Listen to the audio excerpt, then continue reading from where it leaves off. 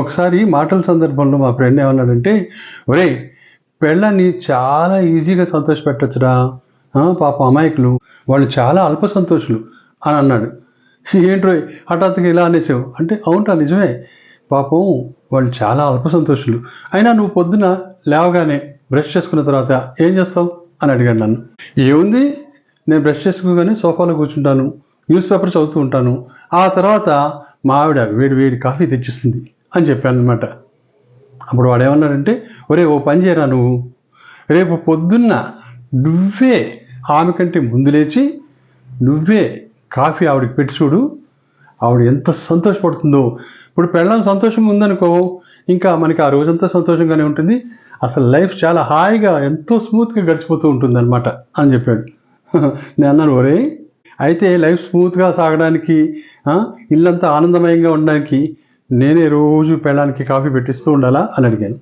దానికి వాడేమన్నా అంటే, అంత అక్కర్లేదురా, నువ్వు 2-3 రోజులు చేయి అంతే, అప్పుడు ఆవిడ చాలా ప్లీజ్ అయిపోతుంది, చాలా హ్యాపీ ఫీల్ అయిపోతుంది. అప్పుడు ఏమంటుందో తెలుసా, ఎందుకండి మీకు ఇంత శ్రమ, నేను ఉన్నాను కదా, మీరు కూర్చోండి, నేను వేడివేడి కాఫీ, మంచి చక్కెర కాఫీ పెట్టిస్తాను అని అంటుంది. అంతే అని అన్నాడు. ఇదేదో చాలా బాగుంది అనిపించింది నాకు.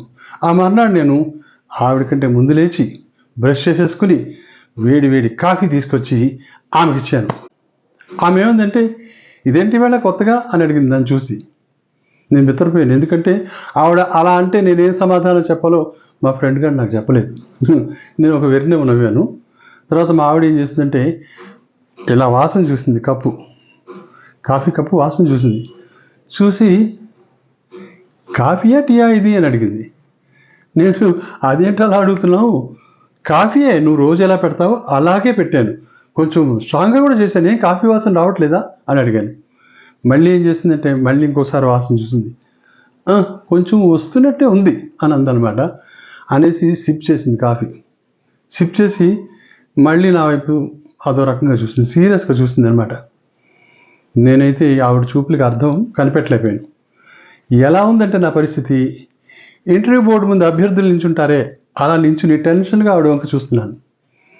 ఇది కాఫీ అంటారా దీన్ని, తీయగా ఉంది, పాయసం లాగా ఉంది, నా మొహంలా కాశారు మీరు, మీకు కాఫీ పెట్టడం కూడా చేత కాదు, ఊరుకొని నేనే పెట్టిస్తాను అని ఆ కాఫీ అక్కడ పారేసి దాని లోపలికి వెళ్ళి మళ్ళీ కాఫీ పెట్టి తీసుకొచ్చింది.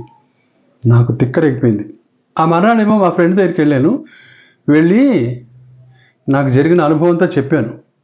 చెప్పి వాడి మీద ఫైర్ అయిపోయాను. ఏంట్రా ఇది అని అంటే, అప్పుడు వాడు అన్నాడు, నాకు కూడా ఇలాంటి అనుభవం జరిగింది అన్నాడు. అప్పుడు నాకు ఇంకా మండిపోయింది. ఏంటి, నీకింత దరిద్రమైన అనుభవం జరిగితే మళ్ళీ నన్ను చేయమని చెప్తావా నాకు అని వాడి మీద మండిపడితే వాడు ఏమన్నాడంటే, ఏమోరా నాకు వర్కౌట్ కాలేదు, నీకు వర్కౌట్ అవుతుందేమో అని చెప్పాను, అంతే, ఇంకేం లేదు అని అన్నాడు. పెళ్ళాం దగ్గర ఏది వర్కౌట్ కాదు, పెళ్ళాన్ని బుట్టలేయడానికి ఈజీ కాదండి.